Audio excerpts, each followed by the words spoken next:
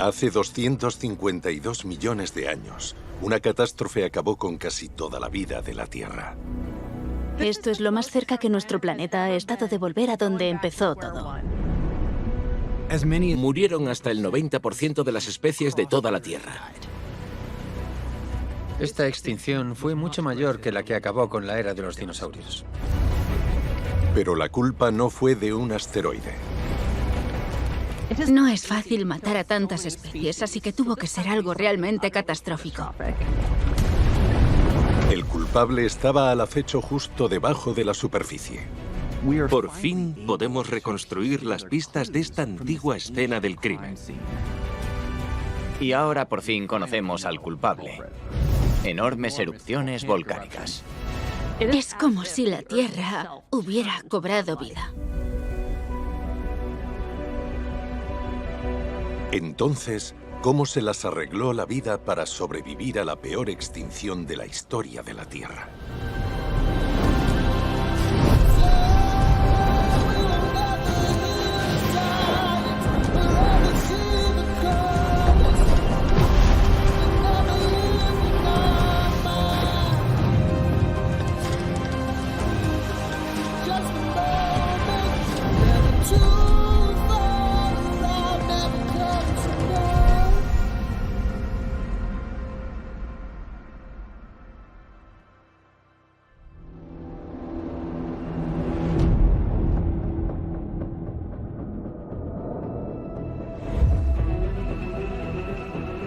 En una época muy anterior a la aparición de la civilización humana. Antes de la última edad de hielo.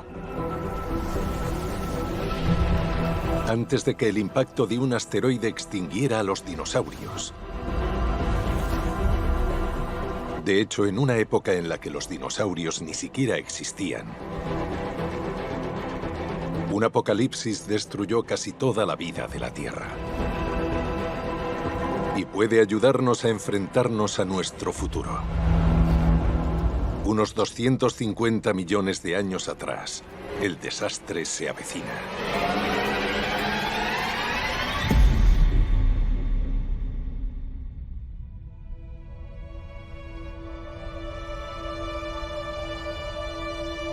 Hace 253 millones de años, la Tierra presenta un aspecto muy diferente al que presenta hoy. Por una parte es un mundo acuático. No hay tierra a la vista.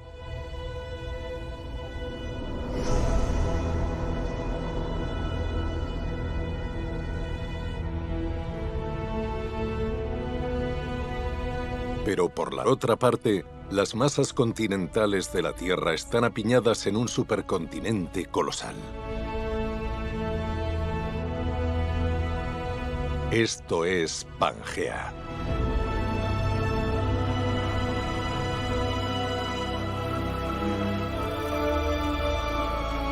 Florecen ecosistemas de bosques frondosos.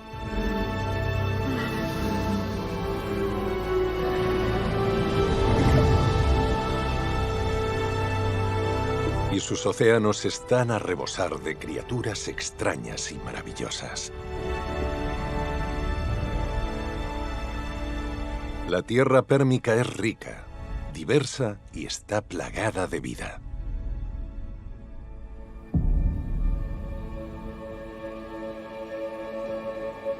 Actualmente no hay ecosistemas en la Tierra que sean exactamente iguales que los del período pérmico. Pero algunos comparten unas cuantas similitudes.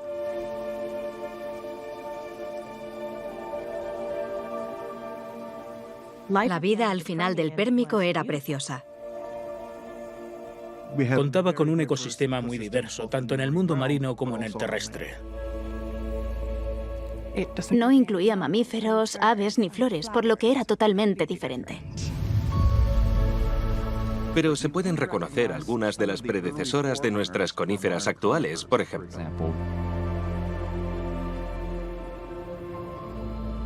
La roca que estoy sujetando tiene un montón de hojas fósiles de una planta llamada Glossopteris, una de las plantas con forma de árbol que vivía en el hemisferio sur.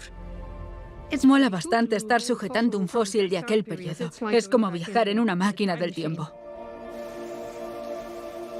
Pangea está dominado por animales que vivieron antes de que los dinosaurios y los mamíferos evolucionaran.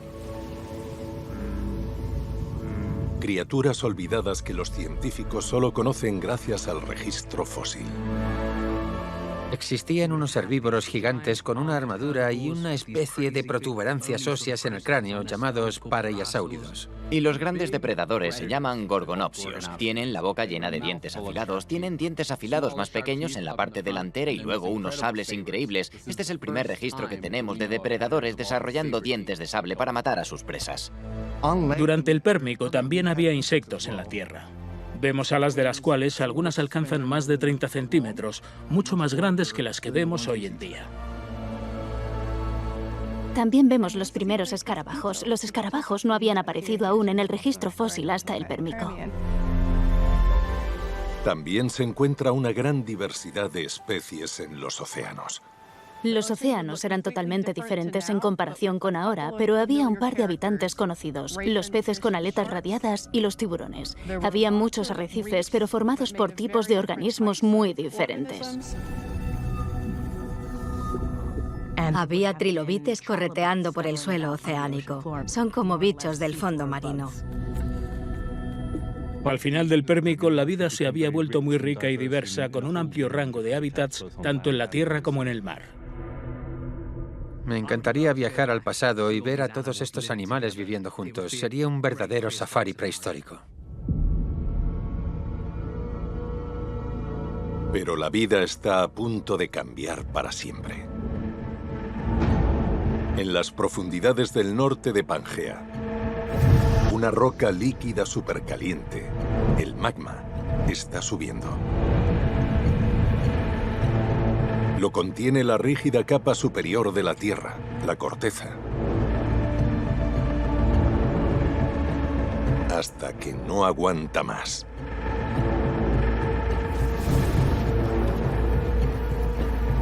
La corteza se agrieta.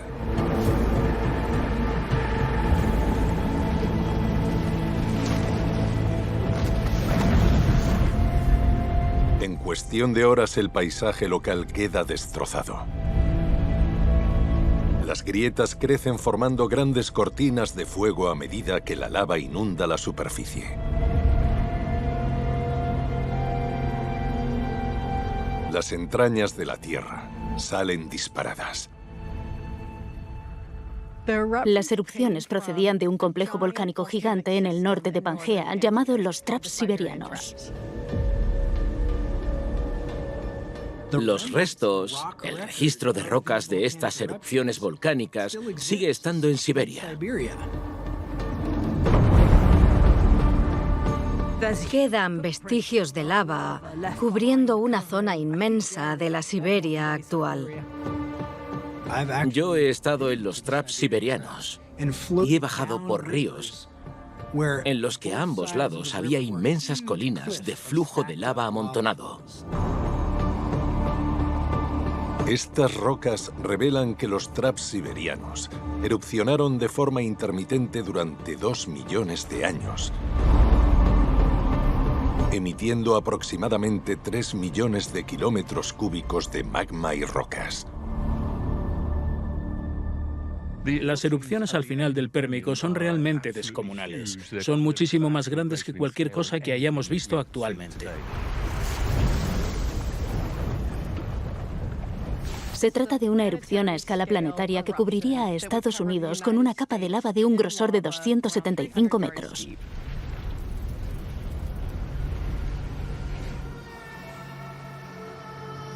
Podemos intentar hacernos una idea de la magnitud de estas erupciones, comparándolas con volcanes activos recientemente. Presenciar una erupción volcánica te da una idea de lo poderosa que es la Tierra. Las explosiones hacen que el suelo vibre, por lo que puedes sentir el sonido viajando por todo tu cuerpo, y el olor y los gases pueden ser bastante intensos.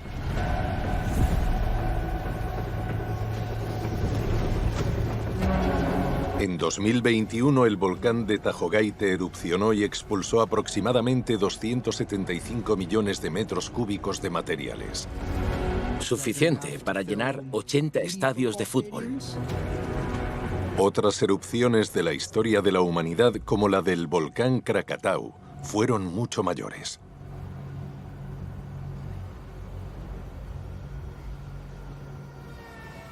Cuando Krakatau erupcionó en la década de 1880, expulsó unos 8 kilómetros cúbicos de magma. La erupción fue tan grande que provocó una disminución global de la temperatura debido a los gases emitidos. Pero incluso la de Krakatau fue minúscula en comparación con las erupciones de los traps siberianos.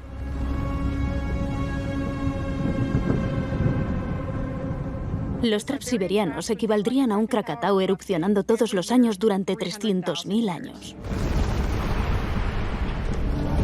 Las erupciones de tal magnitud son devastadoras para la vida que las rodea.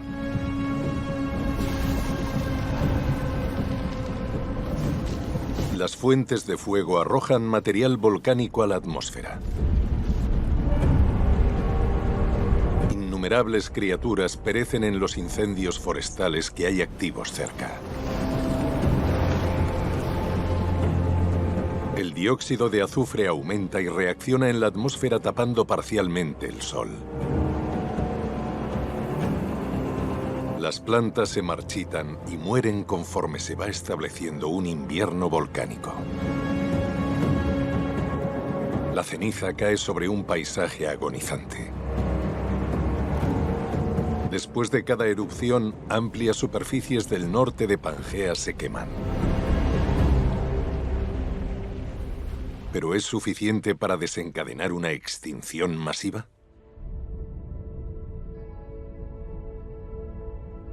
Aunque estas primeras erupciones son colosales, Pangea también es grande.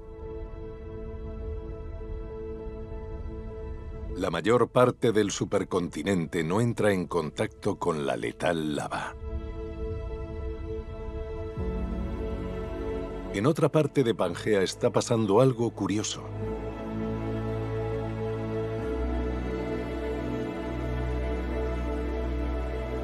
Una niebla extraña se queda flotando en el aire. Creada por cenizas volcánicas ricas en nutrientes y azufre. Arrastrada hasta aquí por erupciones que están teniendo lugar a miles de kilómetros de distancia. Al principio parece que la vegetación no se ha visto afectada y que incluso se ha beneficiado de los nutrientes y de la ceniza. No hay extinción en masa, de momento.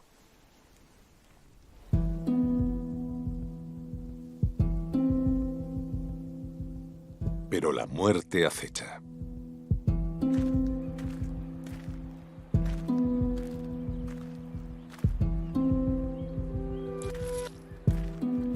Estas rocas, formadas hace 252 millones de años, contienen pruebas de que fueron muriendo de forma masiva. A medida que vamos subiendo en esta sección, vamos avanzando en el tiempo. Es decir, estas rocas son más antiguas que las que hay arriba.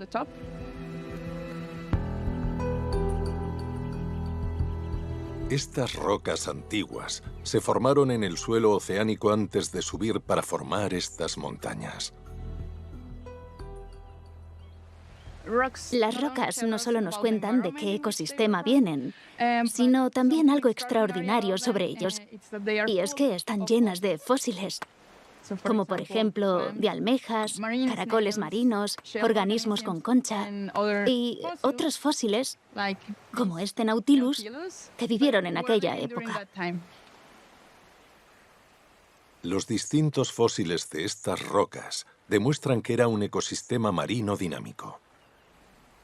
Pero eso estaba a punto de cambiar. Este complejo ecosistema que estamos viendo aquí está lleno de vida.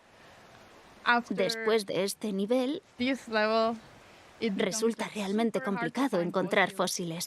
Y las cosas que acabamos encontrando son súper diminutas, por lo que toda la diversidad que tenemos abajo parece haber desaparecido sin más.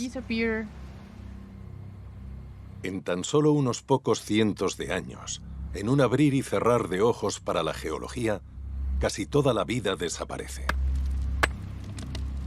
Estamos hablando de muerte a una escala asombrosa. Pero curiosamente, estas rocas no presentan ninguna prueba directa de esta actividad volcánica. Es realmente sorprendente que estemos a miles de kilómetros de las erupciones que tuvieron lugar en el norte de Pangea y que aún así podamos ver sus consecuencias aquí. Este suceso no solo se aprecia aquí, sino también por todo el planeta. La vida se esfumó sin más. Se puede ver con esta línea cómo la vida parece haberse esfumado sin más. ¿Cómo pudieron extinguir unas erupciones volcánicas en el norte tanta vida por todo el planeta?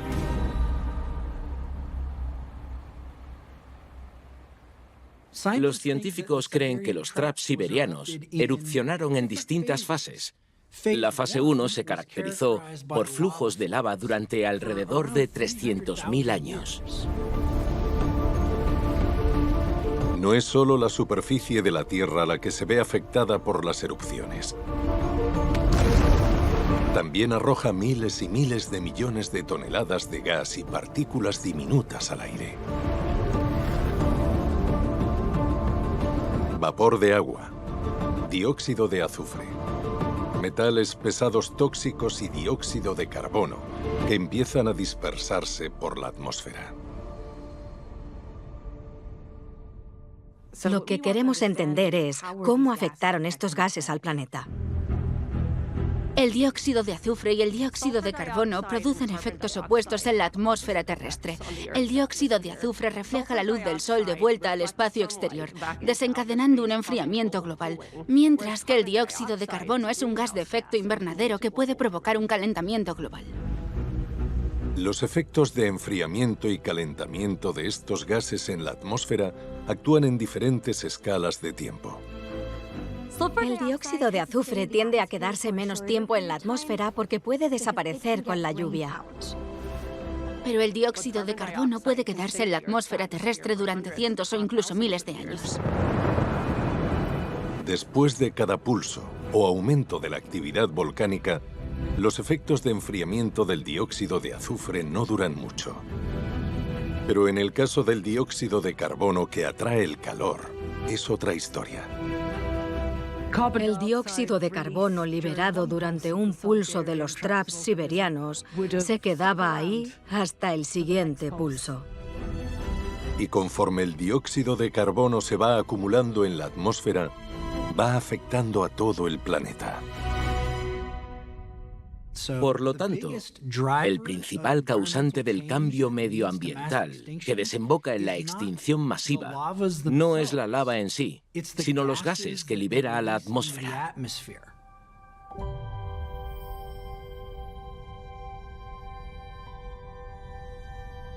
Actualmente estamos presenciando los impactos del aumento de los niveles de gases de efecto invernadero, pero a una escala mucho menor. Cuanto más dióxido de carbono vamos acumulando en la atmósfera hoy en día, más va subiendo la temperatura, lo que desencadena una serie de cambios medioambientales. Estudiar nuestros océanos y los impactos del cambio climático actual proporciona pistas sobre cómo pudo verse afectada la vida por el calentamiento hace 252 millones de años.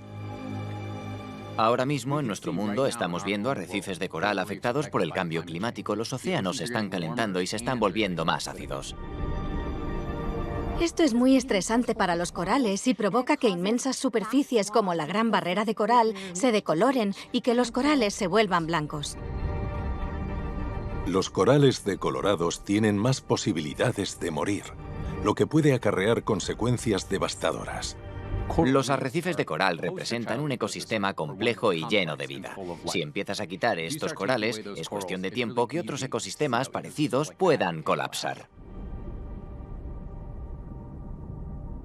Pero los arrecifes de coral no son lo único que el cambio climático actual está alterando. Que las temperaturas suban en el océano facilita que las algas se reproduzcan bastante rápido. Y cuando llueve, esta lluvia arrastra los nutrientes que tenemos en la tierra al océano, las algas se alimentan de eso y crecen, lo que resulta en una enorme proliferación de algas. Esta extensa proliferación de algas actual acarrea consecuencias para la vida en el océano.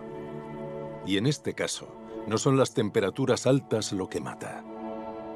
Cuando hay proliferación de algas, lo que ocurre es que acaparan el oxígeno del océano, dejándole menos al resto, y en consecuencia los organismos no pueden vivir en él. Los cambios en los ecosistemas actuales muestran cómo puede desarrollarse el proceso de extinción. Estos sutiles cambios pueden no parecer demasiado llamativos al principio, la desaparición de una especie aquí, el cambio de este entorno allí, pero después de X tiempo y después de X cambios sutiles, puede haber drásticos impactos negativos en los ecosistemas. Este lento e incesante cambio es probablemente lo que dio lugar a la inmensa pérdida de vida al final del Pérmico.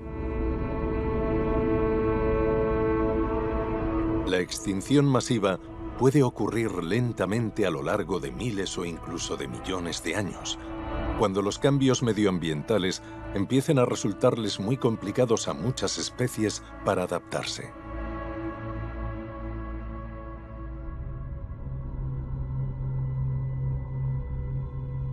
En Pangea, a medida que los gases de efecto invernadero se van acumulando durante cientos de miles de años, la temperatura se va elevando.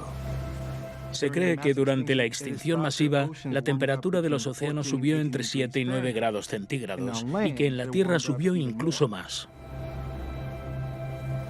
En el supercontinente empiezan a morir árboles.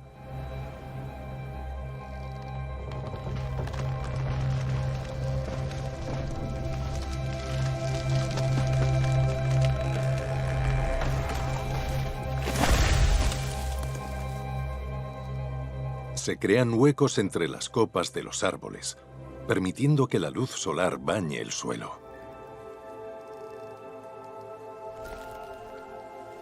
Para algunas formas de vida es una oportunidad.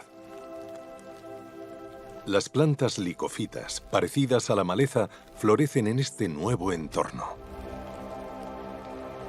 Y debido a las temperaturas más altas, otras especies migran.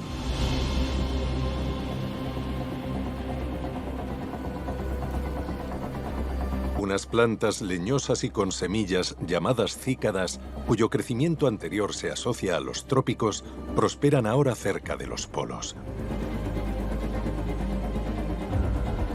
La evidencia fósil sugiere que algunos ecosistemas son ahora más diversos que antes de que empezara el calentamiento.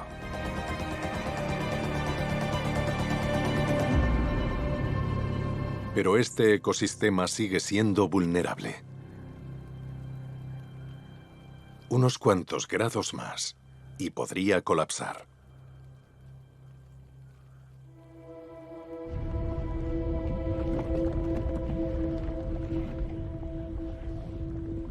Pero entonces ocurre algo extraño. El silencio reina en los traps siberianos.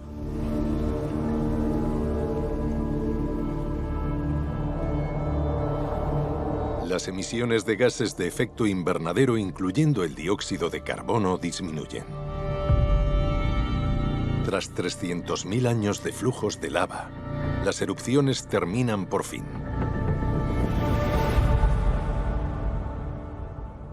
De momento.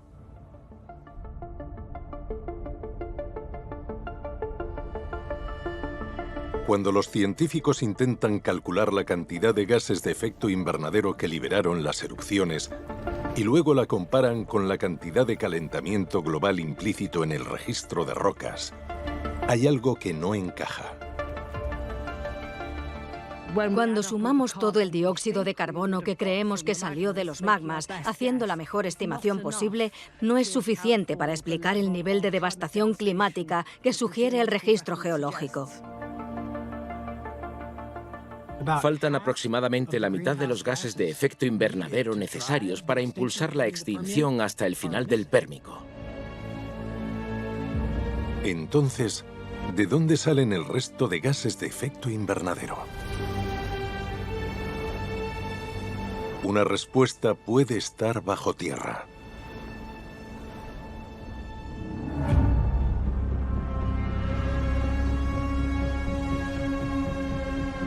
No hay movimiento en la superficie, pero debajo del campo de lava siberiano,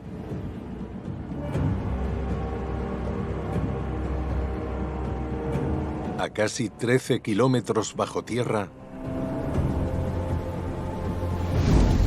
el magma caliente sigue fluyendo, formando grandes embalses subterráneos y topándose con rocas de hace cientos de millones de años en las profundidades.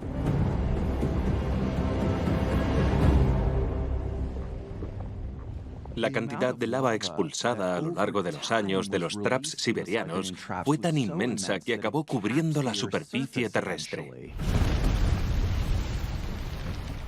Después de casi 300.000 años de lava amontonándose en la superficie terrestre, la trayectoria del magma cambia. El vulcanismo pasa a la fase 2. En vez de que la lava fluyera por la superficie, el magma empezó a extenderse lateralmente bajo tierra. La corteza terrestre es, en cierto modo, como una tarta de varias capas, así que cuando el magma forzó su subida, se topó con diferentes capas de roca. Esa roca era el carbón.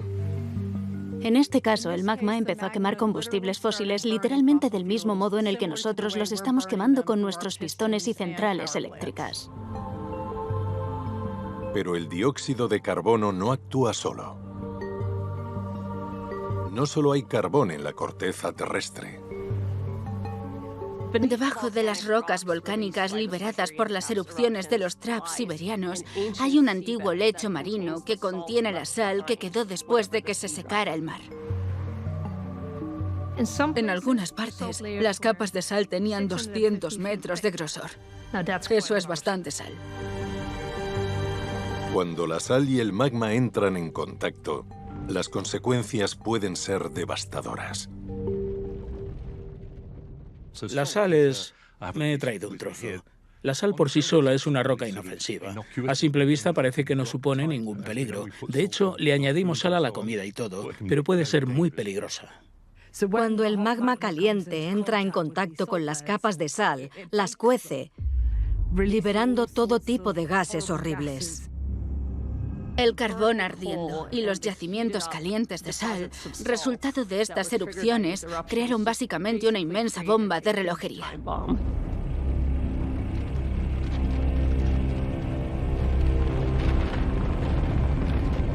La sal y el carbón bajo tierra alcanzan temperaturas de hasta 760 grados centígrados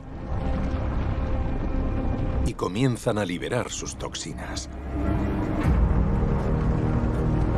La presión por debajo de la superficie aumenta hasta que la tierra de arriba no puede aguantar más.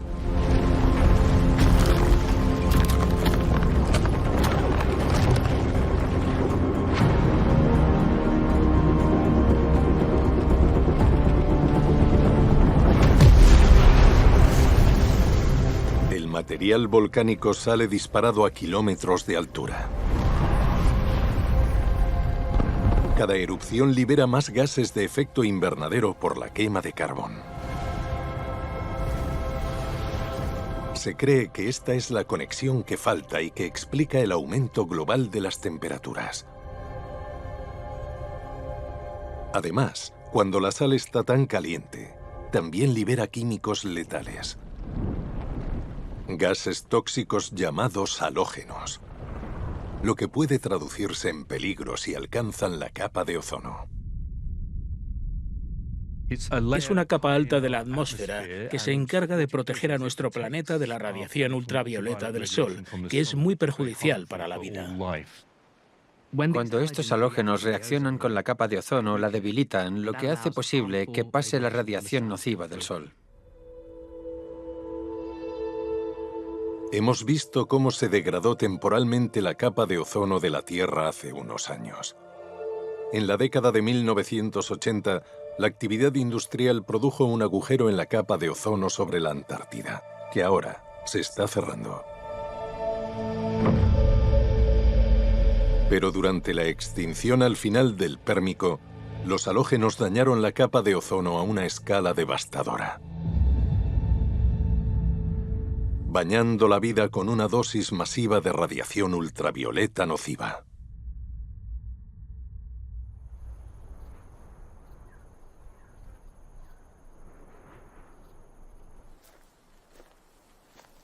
Se cree que la pérdida de ozono contribuyó a las extinciones.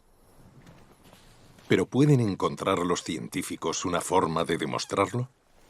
Una forma para entender la extinción masiva es analizando los granos de polen fosilizados, estructuras reproductivas microscópicas que las plantas dejaron en el registro fósil. Parte del polen de los árboles se ha conservado relativamente intacto durante cientos de millones de años.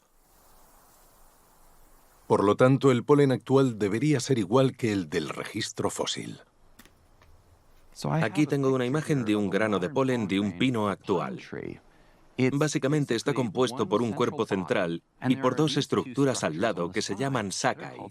Estas ayudan al grano a que siga el viento y a que vuele. Y su aspecto es muy parecido al aspecto que los granos de polen de los últimos árboles pérmicos tendrían en condiciones normales. Pero el aspecto del polen fósil de la extinción no se parece nada. Durante la extinción masiva al final del Pérmico, los granos de polen empiezan a parecerse más a esto. Y por favor, qué raros son. Este de aquí tiene 3 sacae, pero debería tener 2. Y este tiene 4 sacae. Esto de aquí son 2 granos pegados. Presentan todo tipo de formas extrañas que se desvían del aspecto que debería tener un grano de polen sano. Son malformaciones. ¿Podría ser el aumento de la radiación ultravioleta la causa? Para comprobarlo, el paleobotánico Jeffrey Benka cultivó pinos actuales utilizando una alta radiación ultravioleta en un laboratorio. Queríamos saber si las plantas se nos morirían sometiéndolas a estas condiciones tan extremas, pero eso no es lo que sucedió. En cambio, nos encontramos con que nuestros pinos produjeron los mismos tipos de malformaciones que los del registro fósil. Aunque esta elevada radiación ultravioleta no mató a las plantas por completo, las malformaciones en el polen sí que tuvieron consecuencias catastróficas. Los resultados de este experimento nos indican que al final del Pérmico, los bosques se habrían visto esterilizados, siendo incapaces de reproducirse.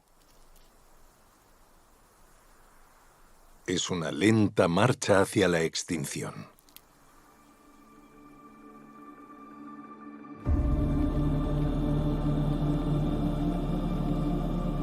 Los bosques pérmicos se han visto expuestos a una radiación ultravioleta extrema.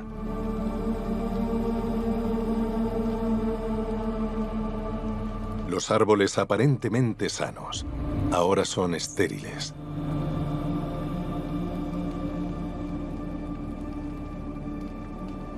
Como los árboles mueren y no se reemplazan, los animales pierden un preciado hábitat y las provisiones de comida van disminuyendo.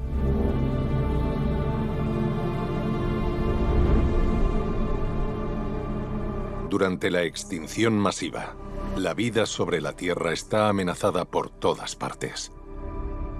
La extinción masiva al final del Pérmico es como asesinato en el Orient Express. No hay un único asesino que pueda hacerlo todo solo. Sigue habiendo muchos debates sobre cómo se aliaron todos estos asesinos para exterminar la vida en la Tierra.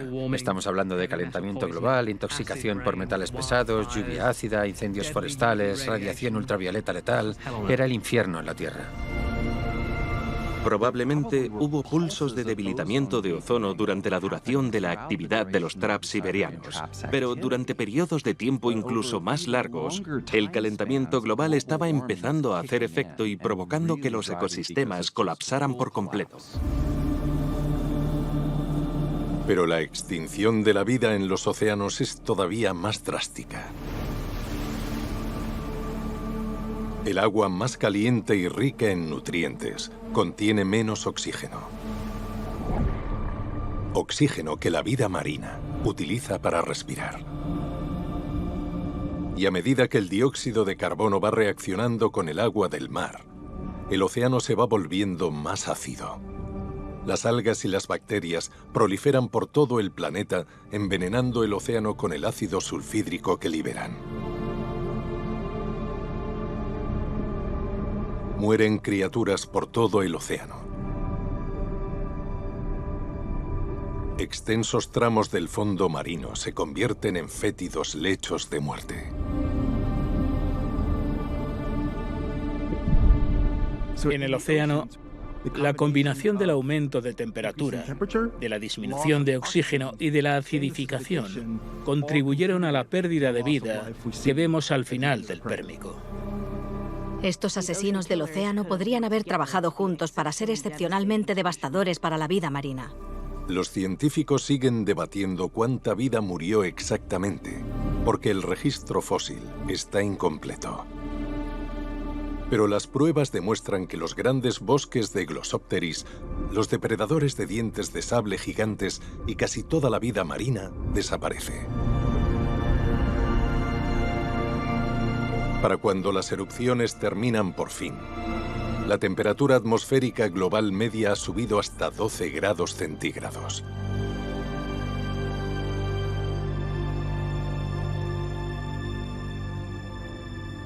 Han desaparecido innumerables especies.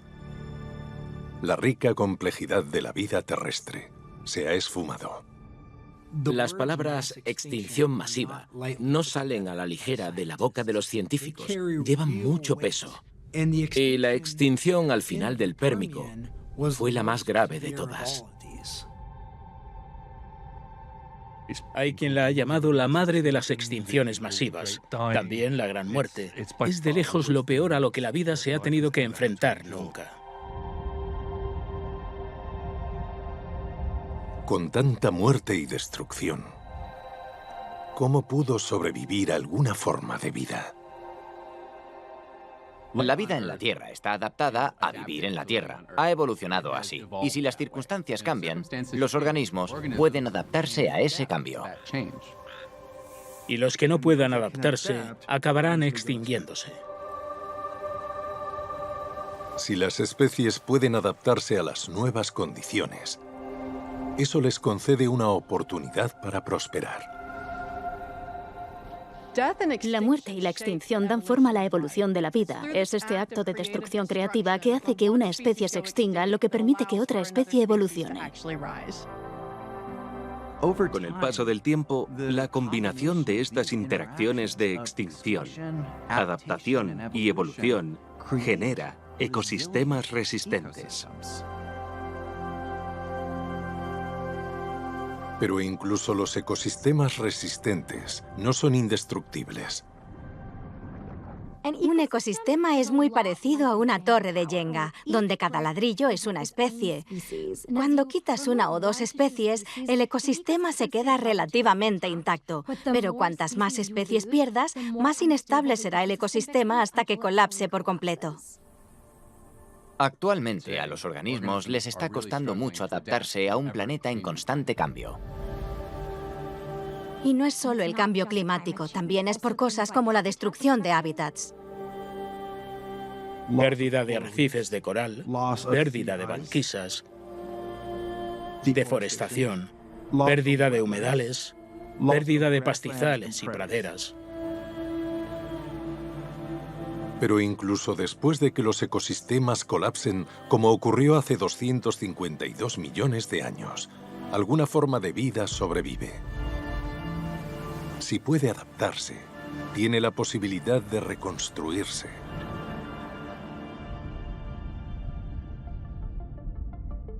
El apocalipsis pérmico no solo marca el final de un mundo, es el principio de uno nuevo.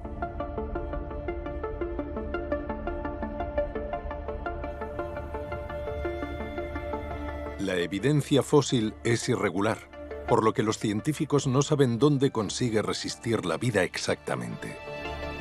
Es probable que en la Tierra algunas formas de vida sobrevivieran cerca de los fríos polos.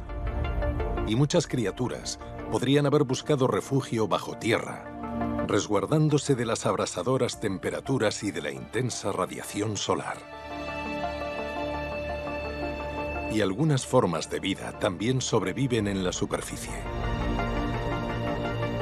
Solo un tipo de planta domina en gran parte del paisaje posterior a la extinción. Pleuromeya. Una planta fuerte que sobrevive al apocalipsis. Este ecosistema también les proporciona el alimento necesario a las cucarachas, que también subsisten. La vida resiste, pero también el sofocante calor. El periodo que sigue inmediatamente al Pérmico es el periodo Triásico y hacía mucho calor. Los científicos descubren estas condiciones tras estudiar los fósiles y la composición química de las rocas formadas en ese periodo. Es increíble lo que podemos averiguar gracias a unas rocas. Pasan desapercibidas, pero en realidad esconden muchísimas pistas sobre el medio ambiente y la vida del pasado.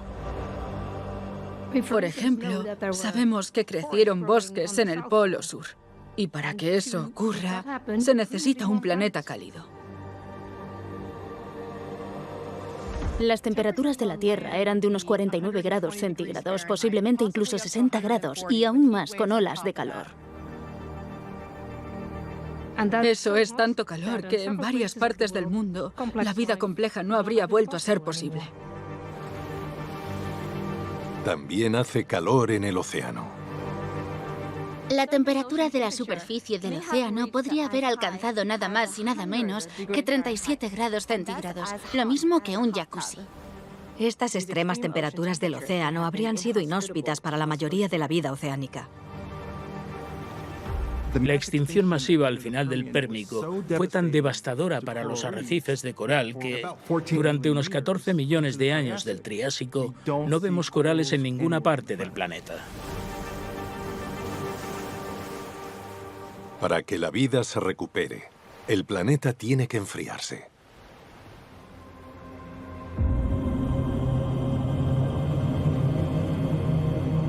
Normalmente, tras largas escalas de tiempo, la temperatura de la Tierra se restablece sola naturalmente.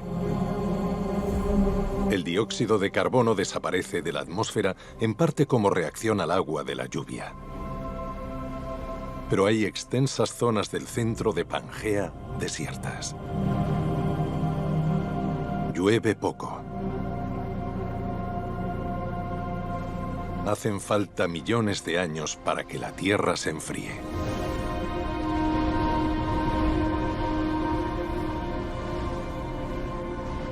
Gran parte del supercontinente sigue estando árido y seco. Pero 18 millones de años después de que empezara la extinción masiva, la vida está a punto de recibir un enorme impulso. Y los rastros de esto todavía se pueden ver hoy.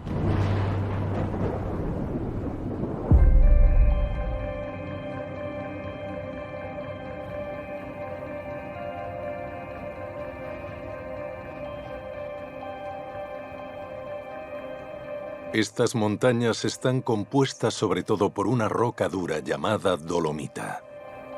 Pero dentro hay escondidas capas de una roca completamente distinta. Una roca que contiene pistas de un periodo extraordinario de la historia de la Tierra.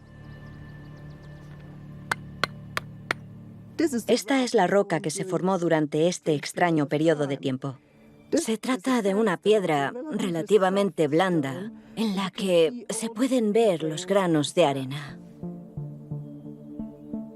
Y si cogemos esta de aquí, esta es una piedra todavía más blanda que se deshace fácilmente en la mano porque es una lutita.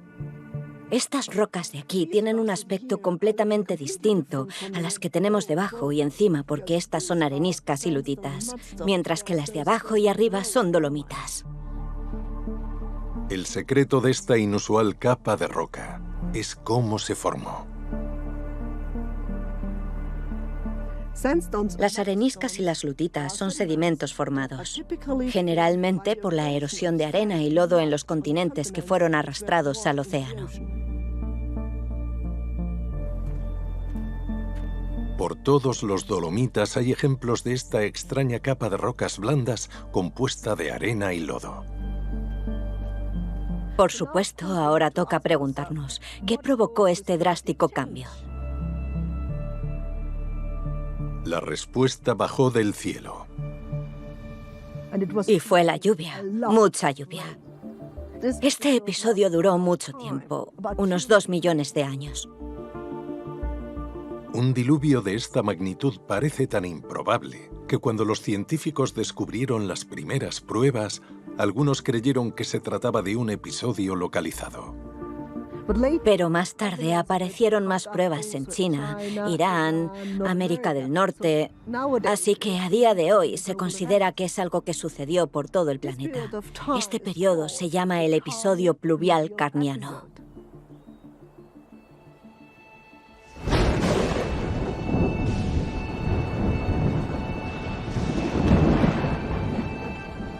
$18 millones de años después del comienzo de la extinción masiva, el cielo se carga de humedad. Hasta que las nubes estallan. La lluvia cae sobre Pangea. Y la Tierra cambia una vez más. Los frondosos bosques vuelven a crecer. Este episodio de 2 millones de años duró lo mismo que el vulcanismo que lo precedió y pudo haber observado el surgimiento de una nueva forma de vida. El episodio pluvial carniano allanó el terreno para el comienzo de la era de los dinosaurios. Mi investigación sugiere que esta era de condiciones cálidas y húmedas incentivó bastante la diversidad de plantas. Y con las plantas se obtienen más herbívoros y más carnívoros, y los dinosaurios forman parte de ese crecimiento. Esto es un Herrerasaurus, uno de los primeros dinosaurios que aparecieron justo después del episodio pluvial carniano, y como podéis ver por sus dientes afilados, comía carne, uno de los mayores depredadores. El episodio pluvial carniano y lo que pudo haber significado para los dinosaurios es una nueva vía de investigación. Hay muchos fósiles de los que nos cuesta entender cómo encajan exactamente en el gran árbol genealógico de la vida antigua. Estamos trabajando con algunos fósiles muy complicados y conectar todo esto es realmente difícil para los científicos. Podemos ver que los ecosistemas estaban cambiando, podemos ver que el clima estaba cambiando, pero cómo interactúa todo esto, es decir, qué afectaba a los dinosaurios o qué les permitió tener éxito, no lo sabemos aún. Esta es la razón por la que hay tantos paleontólogos investigando activamente. Lo que los científicos sí saben a día de hoy es que el mundo de los dinosaurios se extenderá 160 millones de años más.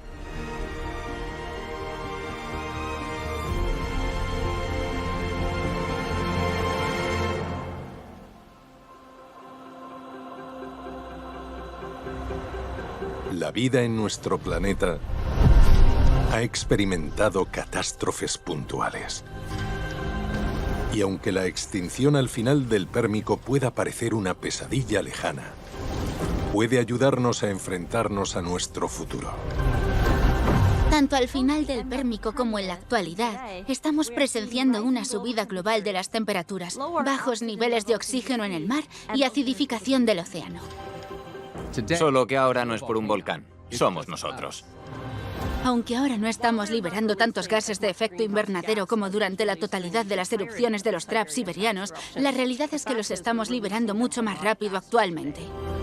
Y nuestro entorno al estar cambiando deprisa, está afectando a la vida por todas partes. Estamos dirigiéndonos hacia la extinción a un ritmo extremadamente rápido. Si continúa esta pérdida de vida desenfrenada, podríamos estar asistiendo a otra extinción masiva de este planeta. Pero incluso después de las peores catástrofes de la historia de la Tierra, la vida se recupera. La extinción al final del Pérmico nos demuestra tanto la fragilidad de la vida como lo resistente que puede ser. Lo más increíble de la vida es cómo se recupera de estos episodios devastadores. No obstante, regresa diferente. La vida necesita mucho tiempo para recuperarse de este tipo de episodios. Si seguimos a este paso, arriesgamos despedirnos de la vida tal y como la conocemos. También ponemos en peligro nuestro lugar como seres humanos en este planeta. Y aún así, sigue habiendo esperanza. Los seres humanos son una especie ingeniosa. Hemos pasado de ser cazadores-recolectores a viajar por el espacio. Si hemos podido hacer eso, podremos solucionar nuestros problemas actuales. ¿Qué significa el legado de la extinción masiva para nuestro futuro? Ya haya una erupción masiva de lava o seres humanos quemando combustibles fósiles, la Tierra va a estar bien. Son las especies que están viviendo en ese momento en la Tierra las que puede que no lo cuenten. A largo plazo, la Tierra volverá a ser lo que es hoy. La pregunta es si nosotros, como especie, estaremos aquí para verlo.